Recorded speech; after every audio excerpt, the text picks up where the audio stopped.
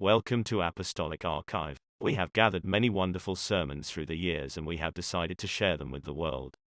We hope you enjoy. Please subscribe to our channel. Please like the video and comment with something you take away from this message. Also, hit the bell below so you can receive an update as soon as we upload new content. Blessings. In Jesus' name, amen. Love you.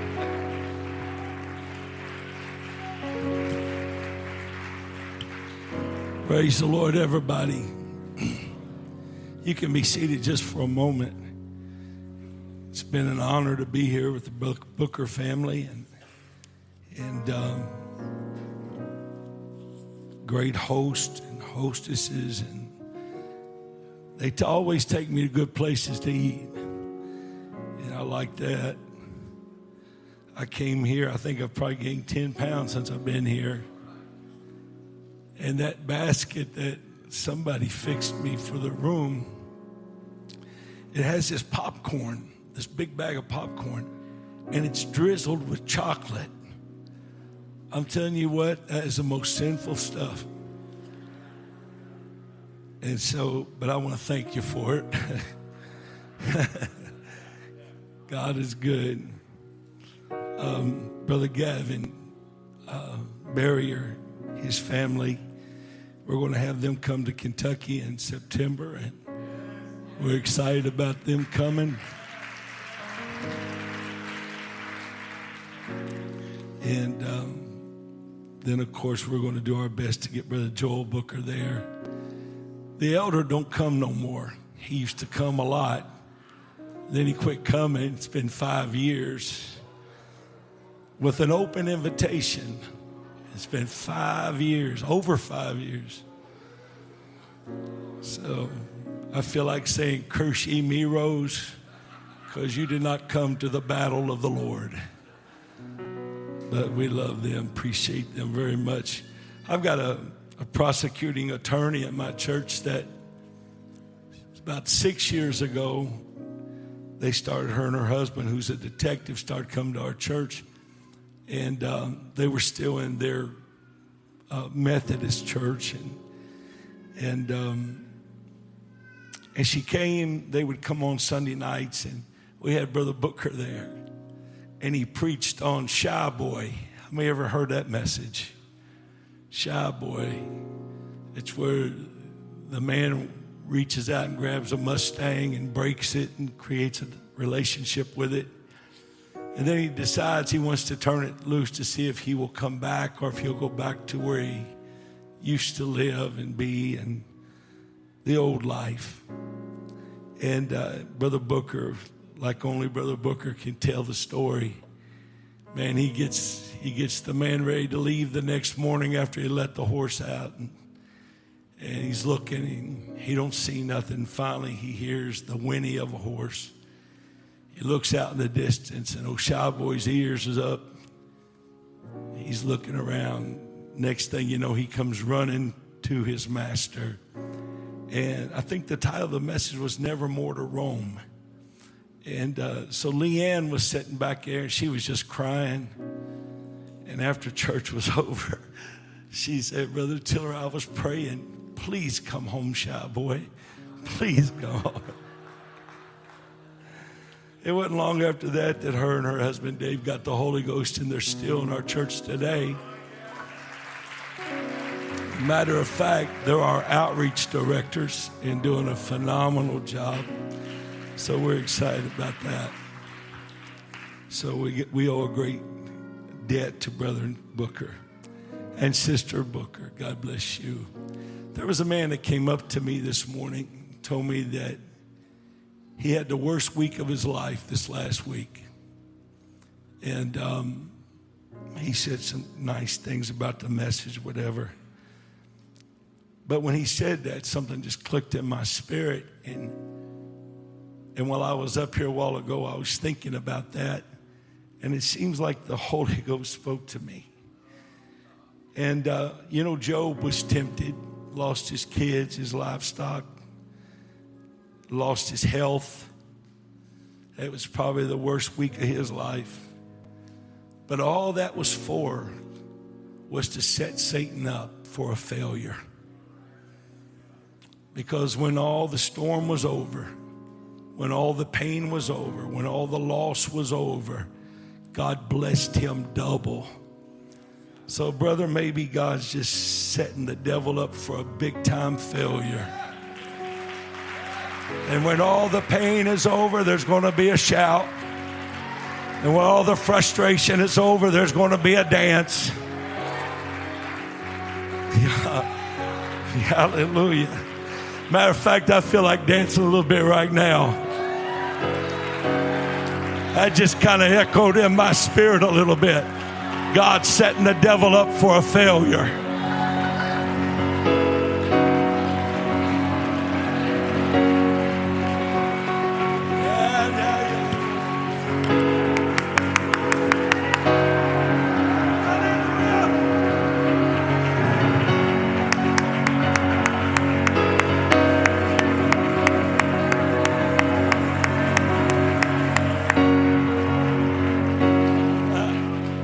Some of you have been fighting battles about your children being lost and your finances, and just, there's just a multitude of things we fight battles, and we think, man, this is tough and this is hard. But you know what? God's setting you up for a great big blessing. He always does. And I'm going to just tell you, I'm not a prophet nor the son of a prophet, but I'll tell you this. Before that Easter tent revival takes place, some of you are going to go through hell on earth. And you're going to think, I don't know if this is worth it, and I don't know if I can endure it. But you just hold on. Because the devil thinks he's going to discourage you, and all he is doing is prepping you for a move of God that's going to blow hell's mind.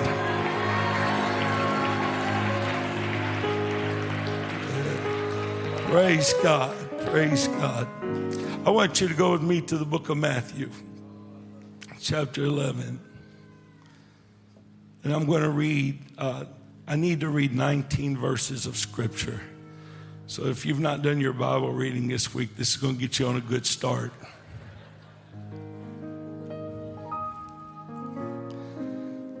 Verse 1.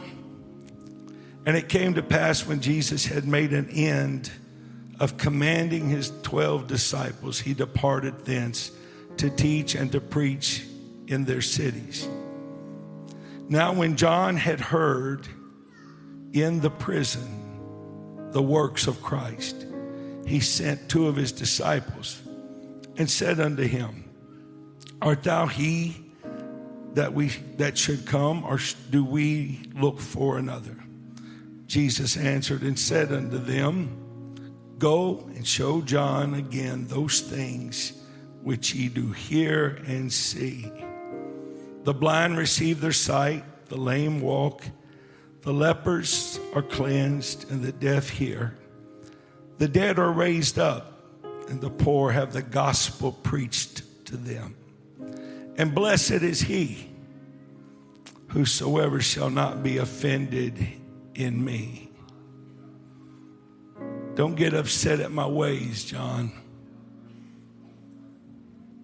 And as they departed, Jesus began to say unto the multitudes concerning John, What went ye out into the wilderness to see? A reed shaken with the wind? But what went ye out for to see?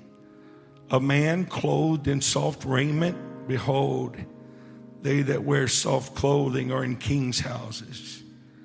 But what went ye out for to see? A prophet? Yea, I say unto you, and more than a prophet. For this is he of whom it is written, Behold, I send my messenger before thy face, which shall prepare thy way before thee. Verily I say unto you, among them that are born of women, there hath not risen a greater than John the Baptist. Notwithstanding, he that is least in the kingdom of heaven is greater than he. And from the days of John the Baptist until now, the kingdom of heaven suffereth violence, and the violent take it by force. For all the prophets and the law prophesied until John. And if ye will receive it, this is Elias, which was for to come. He that hath ears to hear, let him hear. But whereunto shall I liken this generation? Notice, these two stories are tied together. Whereunto shall I liken this generation? It is likened to children sitting in the markets and calling unto their fellows and saying, we have piped unto you, and ye have not danced.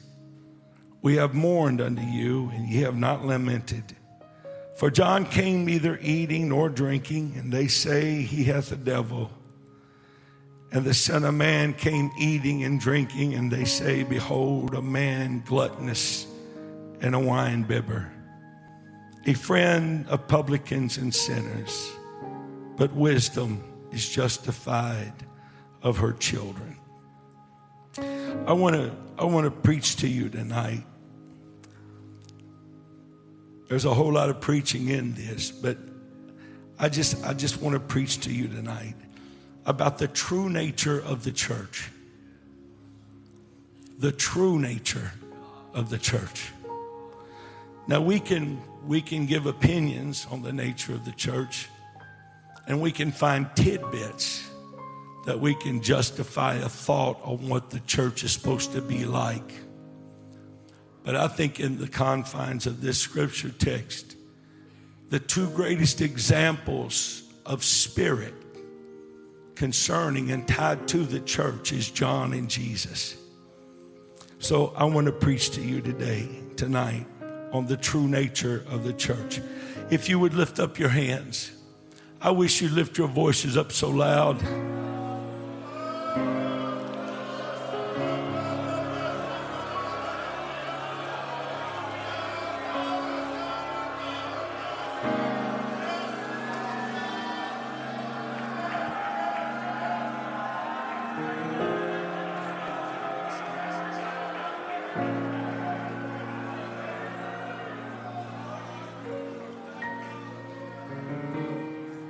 Praise God. Praise God. You can be seated in Jesus' name. Praise God. John the Baptist was the forerunner of Jesus Christ. He was a rugged man. One writer said he was coarse. He was not soft. He did not tiptoe around issues. His message concerning the kingdom was about repentance, and not just saying you repent, but bringing fruits to prove your repentance. When a man comes to God, he cannot just say something that he is not ready to back up. He must say, I'm sorry, but not just say it, but turn around from his sin and walk a different direction. So John said, I want to see that. If you really repent, if you want to be baptized unto my repentance, which is a baptism unto repentance, you're going to have to prove to me you've repented. I'm not just going to play the game of baptism or religion. I want to make sure that you understand this is serious business. So John was a no-nonsense type of preacher. He was a forerunner. He was to prepare the way. And when John preached, every high place came down and every low place came up. His ministry leveled the playing field for all men. And when men come to this altar, it don't matter if you're black, white, Asian, red, yellow, green, it don't matter. All that matters is when you get to this altar, everybody's on the same level. And God looks at everybody the same way. You can be wealthy, you can be poor, you can be fat, you can be skinny. But when you come to this altar, we're on the same level right here. And God treats us all equally. So John was preaching a message of repentance, wanting people to turn around, preaching to them. If you want the Christ, the Messiah, you're going to have to turn around. And there came a time when he was put in prison and eventually died there. And because of a seducing little 14-year-old that played before her stepfather. And he gave her up to half the kingdom. And what she wanted was not the kingdom or half of it, but she wanted the head of John the Baptist. So the day that John the Baptist's head was cut off, the voice of repentance was stopped toward the king. The Bible says that John, in this prison at this particular time, that he began to question, is he the one, or should we look for another? Is he the Messiah? Circumstances has a way of creating doubt and uncertainty of what you believed and have always believed. And you could think that Jesus was going to rebuke John, but he didn't. For John had exalted Jesus, and now Jesus is about to exalt John. And when the people began to question, the people that sat under John's ministry, they began to question his character. They began to question his stability. And the Bible says that Jesus said, what do you think you come out to see? A reed shaking in the wind? No, he's not unsteady. He's not weak just because he's going through a trial. What do you think you've come out to see? A man in soft raiment? No, he's not soft. He's just going through a trial. Do you think he's less than a prophet? I say no, he's more than a prophet. He's just going through a trial of faith because of circumstances he could not control. And the Bible implies that it was the will of God that he was there. For Jesus said, blessed is the man that does not get offended in me. If you're going to follow me, you're going to have to allow me to lead you in places you may not understand. If you're going to follow me, you're going to have to understand that I'm the puppet master and you are the puppet. And I'll direct your life as I see fit. If you're going to follow me, you're going to have to be willing to say no to your ambitions and your worldly goals. If you're going to follow me, you're going to have to be able to deal with times when your faith will be tested and times when doubt will try to creep in. But John is not weak and John is not unsteady. He's just going through a trial. Can I tell you today that there may be some here that I'm talking to that you have gone through some trials. Maybe your faith has been tested. Maybe you are uncertain or feel uncertainty. And you just need to say, Jesus, are you the one, or should we look for another? Don't think Jesus is going to condemn you. Don't think Jesus is going to judge you. But Jesus tells your adversary, the devil, when he brings these railing accusations against you, oh, he's just going through a trial. He'll be okay tomorrow. All he needs to know is a little assurance and everything will be okay. You need to quit living in the condemnation of an enemy's voice. And you need to start trusting the love of God for your life. He knows where you're at. He did not come to condemn the world. He come to save the world.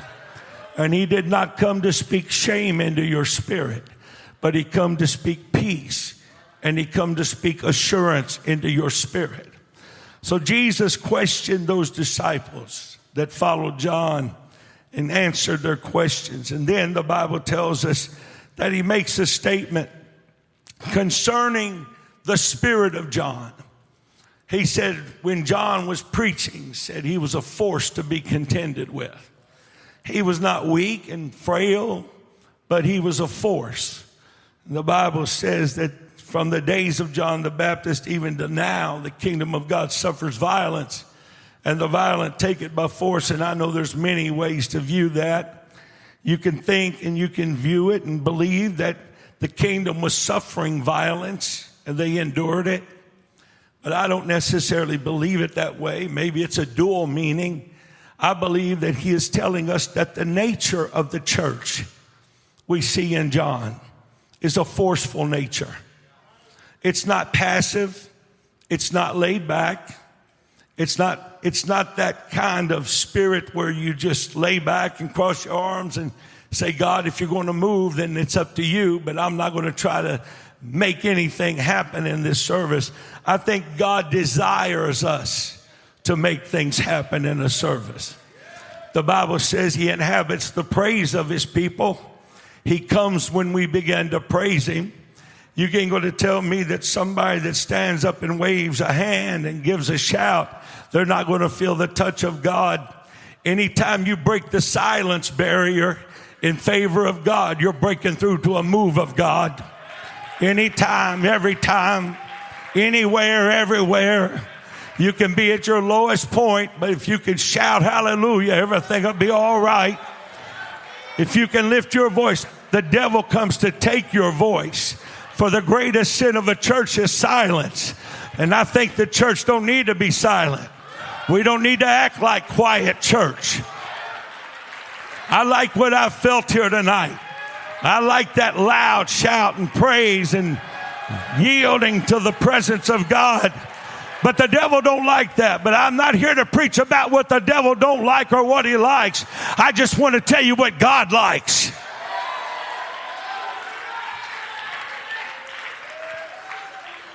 This church is going to have a violent nature.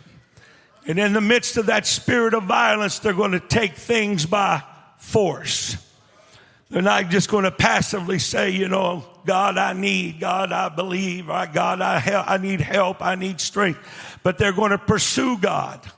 This is what I take out of this scripture text. And every man can see it, but, you know, in the midst of trials, I like going to this scripture. Because what it does, it tells me don't just sit there and die in your dilemma, Tiller. You got to get up and fight through some things. You can't just sit there and take the beating. Sooner or later, you're going to have to swing back. You can't just sit there and let the devil steal your children, steal your family, steal your wife, steal your husband. Sooner or later, you're going to have to get a violent nature. And you're going to have to say, you're not taking nothing else. Matter of fact, I'm going to start taking. Wouldn't that be a novel ideal? To be an apostolic and not letting the devil take stuff, but you start taking things back?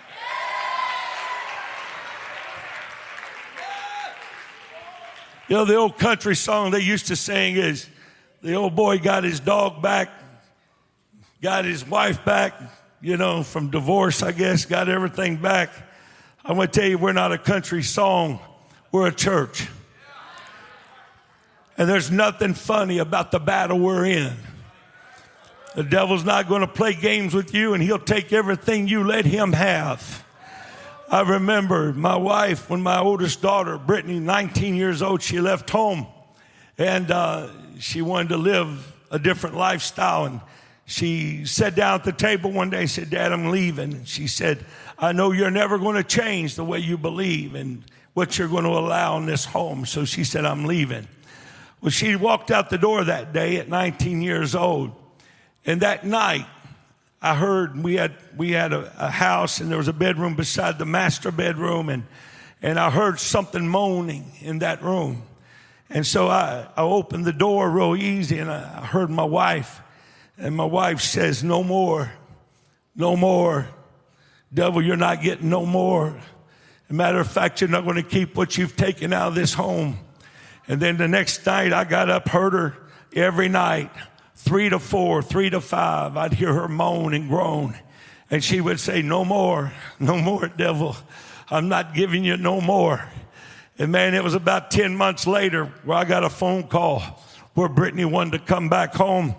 But Connie, in her prayer life, she realized that if she let the devil have her, that man, he would keep her and he would destroy her.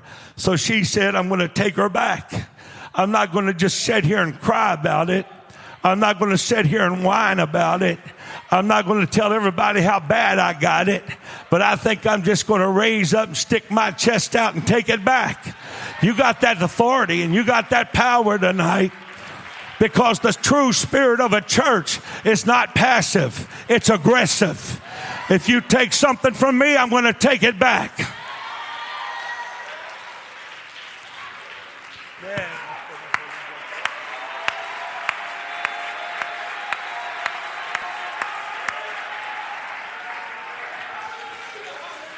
I preach at a lot of churches. Brother Booker preaches. Brother Joel Booker preaches at a lot of churches.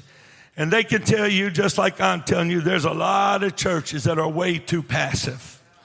There's a lot of churches that are too quiet. There's a lot of churches that are woe to them that are at ease in Zion. There's too many churches like that. In Carrollton, I fight. When I took that church in Carrollton, it was dead. Man, Brother Booker can tell you it was dead yesterday. And it's taken a while to break that spirit. But I will not let the devil come in and take our worship. I will not let the devil come in and take our praise. I will not let the devil come in and take our young people. I will not let the devil come in and take our holiness. I will not. But Brother Tiller, how are you going to stop it? There's a nature inside of me, being a child of God, that says I'm just not going to do it. If I've got to fast, if I've got to pray, if I've got to run, if I've got to jump, if I've got to shout, whatever I got to do, it's not going to happen on my watch. And I think tonight, I believe tonight, this is one of those messages, and I know I'm rattling a little bit, but this is one of those messages. If we believe the Word of God, then we got to quit preaching this stuff as just to get an emotional arousal out of people. We got to start preaching this to put faith in people. You got to believe. You got to believe you've got a violent nature inside of you. You got to believe there is a forceful nature inside. Hey, the devil says, no, you're not coming here. You just keep on pushing. Force your way in. He don't have the power to stop you from going anywhere you want to go.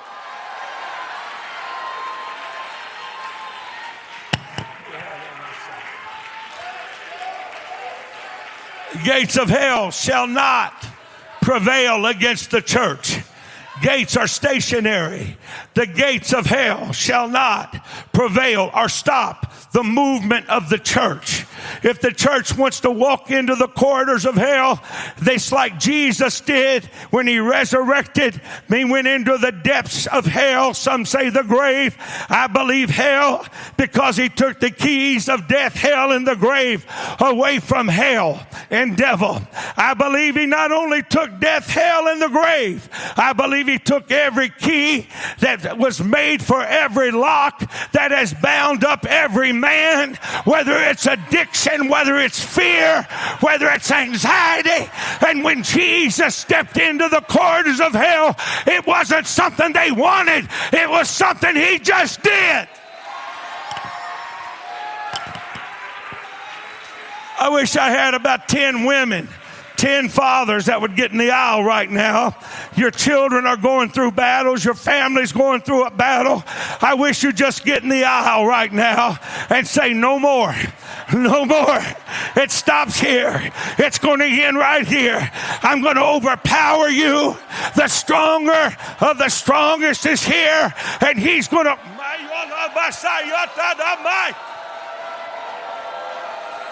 Somebody ought to start praying. This is my city. It's not just Brother Booker's city. It's my city.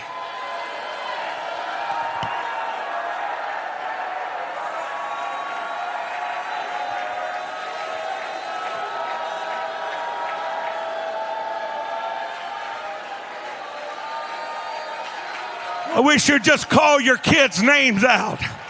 I'm trying to preach faith into you right now. I'm not just preaching for you to respond, but I am. But I want to preach faith into you. This is what's inside of you. This is what God says needs to be inside of you.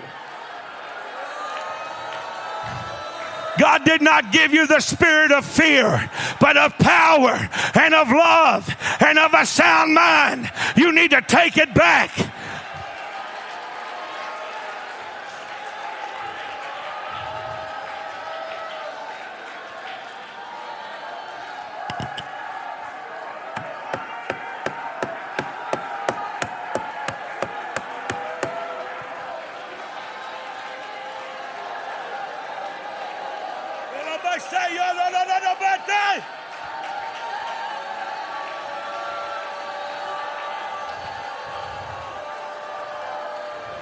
If I wanted the Holy Ghost tonight, I think I'd fight every demon in hell to get to this altar. And when I got here, I'd lift my hands as high as I can lift them, and I'd lift my voice as loud as I can lift it, and I would just begin to praise God right in Satan's face. He's greater than you. He's bigger than you. He's stronger than you. He's loving, more loving. He cares more about me than you. The miracle in the home. The spirit of fulfillment has now walked into the house.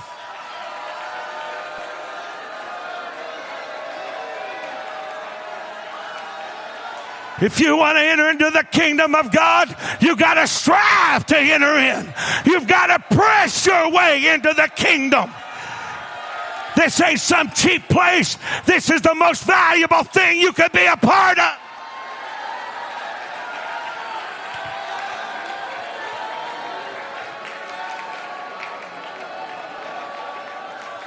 You got to have a determined force about you. I'm not giving up. I'm not backing up. I'm not letting up. I'm not shutting up. I'm not going to lay down and die, but I'm going to lift up my hands and my voice, and I'm going to pursue like an army. I'm going to pursue.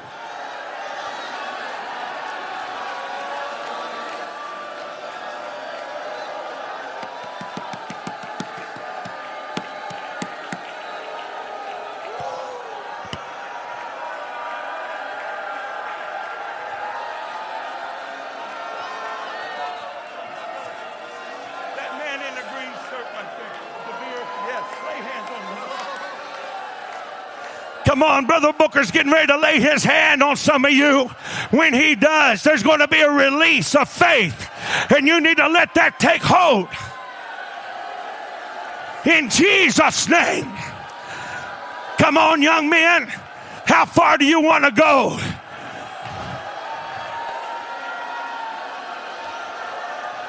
The Holy Ghost is like a river. It's forceful. It's like a fire. It's forceful. It's like a wind. It's forceful. The Holy Ghost is here. It's going to force its way into your world.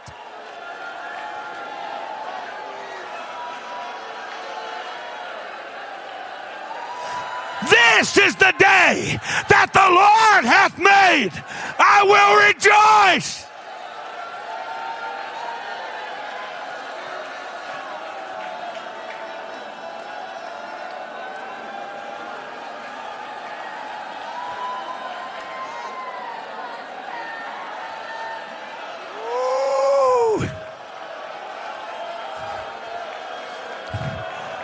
You want the Holy Ghost? Pray. You want the Holy Ghost? Force your way into the presence of God. The devil's telling you everything you're not. He's telling you you're a loser. He's telling you you're not worthy. The devil is a liar. I'm going to create a force that's going to break through every barrier. I'm going to pray until walls come down. I'm going to pray until walls come down.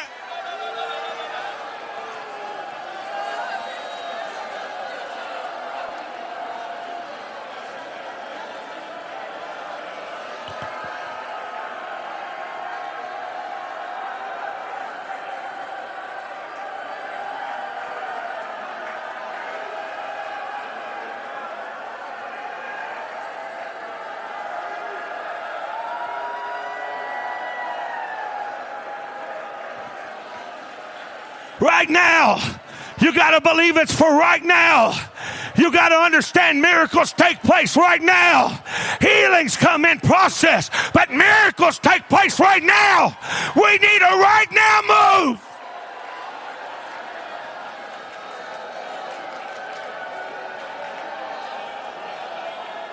I feel desperation. I feel the force of desperation. I can't quit. I'm not going to stop until you bless me. I'm not going to give up until I feel your hand on me.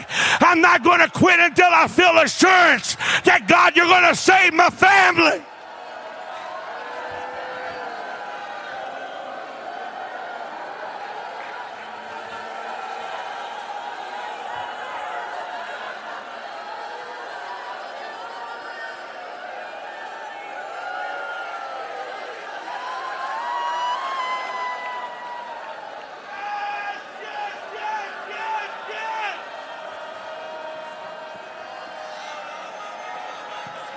I need some young men that's going to be intercessors.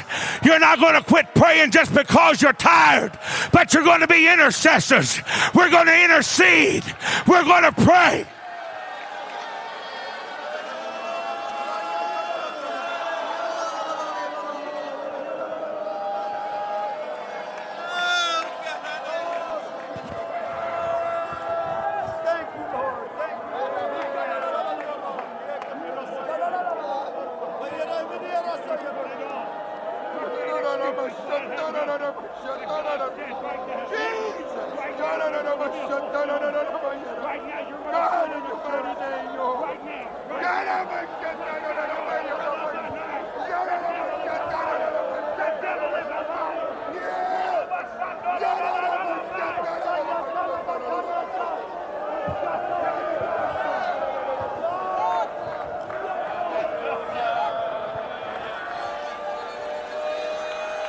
Come on, if you're a backslider here, you got to fight your way back. If you're a backslider, man, you walked away on your own free will. Now you got to come back with the force of free will. I'm going to do it. I'm going to pray through. I'm going to break through. The devil ain't going to rob me no more.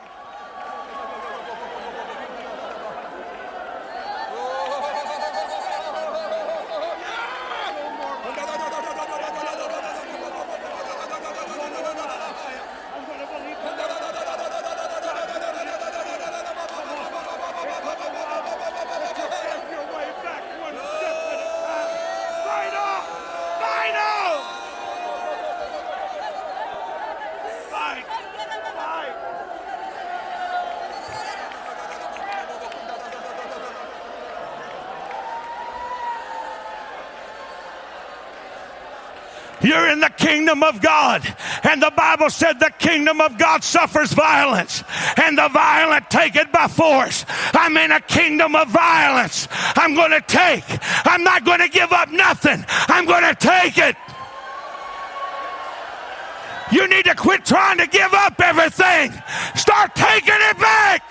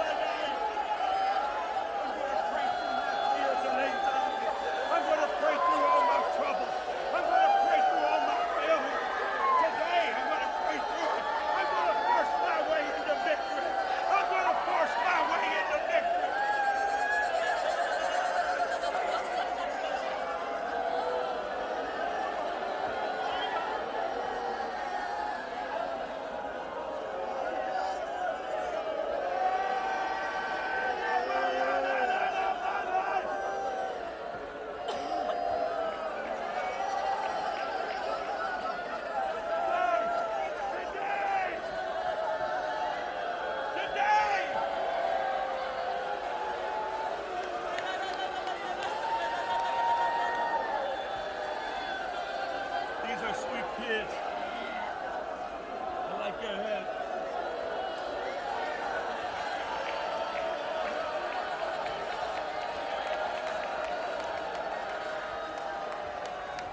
Lion, take it by force.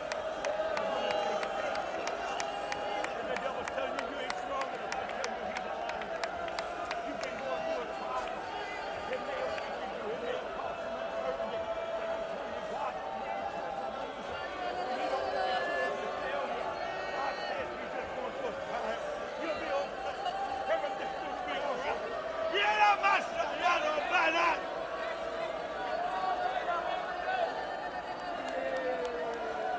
God knows. God knows. You're a mother in Zion that takes. You're a fighter. God loves that. You're a fighter.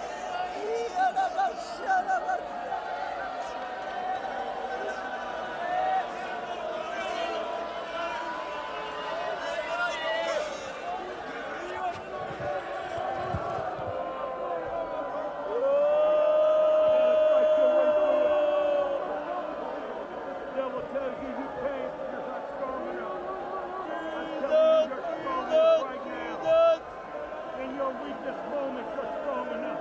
God's going to give you the strength you need to do what you need to do. You just need to get those steps in you. And you need to lift your voices like a warrior. We're going to battle. We're going to battle. Oh my God. Right there. You gotta go. I'm going to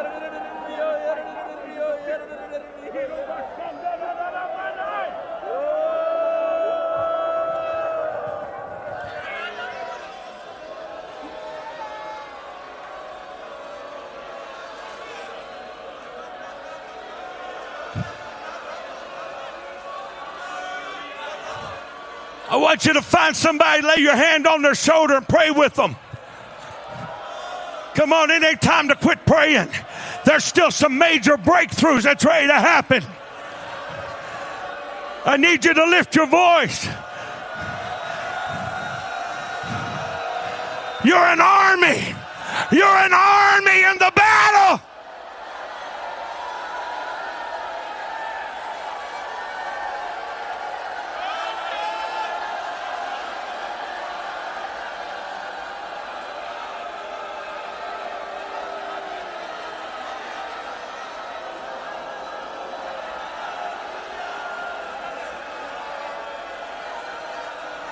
That's it. Find somebody.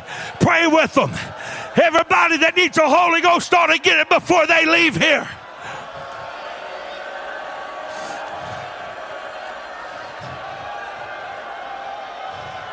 We're going to force our way into a move of God. We're going to force our way into the infilling of the Holy Ghost. We're going to force our way into great faith where healings and miracles and signs and wonders.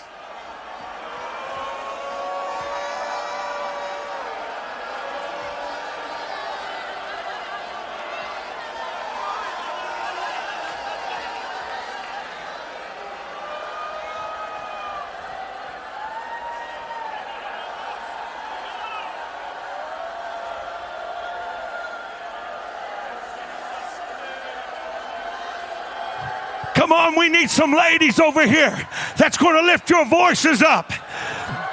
We need a shout come out of this place.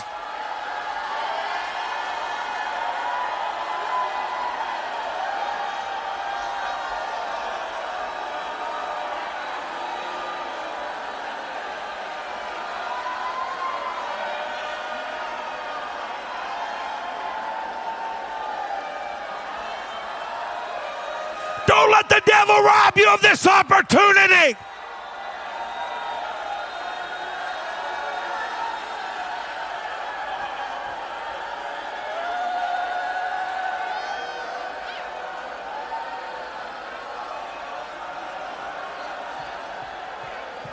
Yes!